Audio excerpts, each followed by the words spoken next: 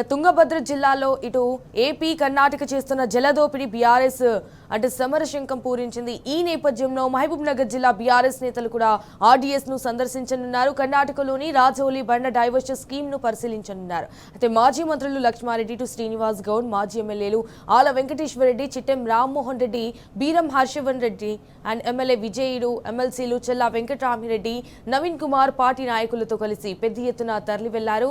ఇటీవల ఏపీ కర్ణాటక తుంగభద్ర నదిపై అక్రమంగా సుమారు 65 టీఎంసీల నీటి నిల్వ సామర్థ్యం గల అక్రమ రిజర్వాయర్లు, బ్రిడ్జ్ కమ్ బరాజులు నిర్మిస్తుండటంతో నడిగడ్డకు రావాల్సిన తుంగభద్ర జలాలు పూర్తిగా కనుమరుగయ్యే ప్రమాదం ఏర్పడింది.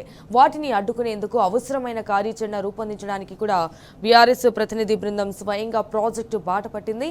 ఆర్డీఎస్ ఆనకట్టును పరిశీలించిన తర్వాత కార్యాచరణ రూపొందిస్తామని కూడా బీఆర్ఎస్ నేతలు తెలిపారు. అయితే ఈసారి తుంగభద్రతో పాటు కృష్ణా, భీమా నదులపై కూడా కడుతున్న అక్రమ ప్రాజెక్టులను అడ్డుకుంటామని హెచ్చరించారు.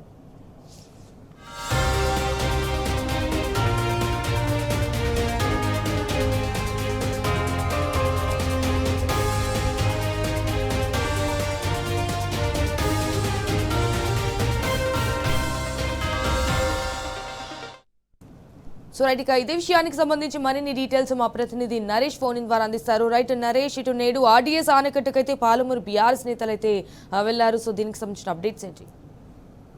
సంజన, తుంగభద్ర నదీ జలాల్లో తెలంగాణ రాష్ట్ర హక్కులు కాపాడేందుకు బీఆర్ఎస్ పార్టీ పోరుబాట పట్టింది. కర్ణాటక, ఏపీ రాష్ట్రాలు తుంగభద్ర నదీ జలాల దోపిడీ చేస్తూ ఉన్నాయి, అక్రమంగా ప్రాజెక్టులు నిర్మిస్తున్నాయి. దీన్ని బీఆర్ఎస్ వ్యతిరేకిస్తూ ఉంది. కర్ణాటక రాష్ట్రంలోని రాజౌలి బండ డైవర్షన్ స్కీమ్ కి సమీపంలోనే కర్ణాటక రాష్ట్రం కురిడి డ్రింకింగ్ వాటర్ స్కీమ్ పేరుతోటి ఎత్తిపోతల పథకాన్ని నిర్మిస్తుంది.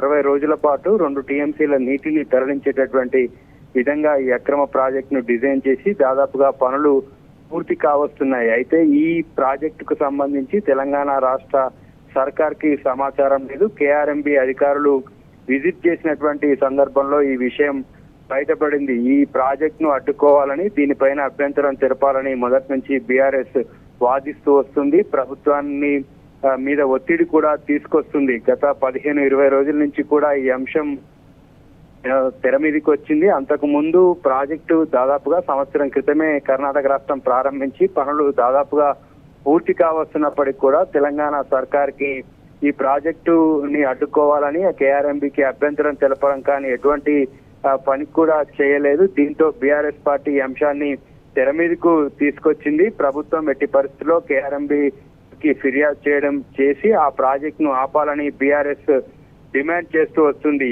ఒక కర్ణాటక రాష్ట్రం ఎగువ నుంచి అటు ఏపీ కావచ్చు, ఇటు కర్ణాటక 2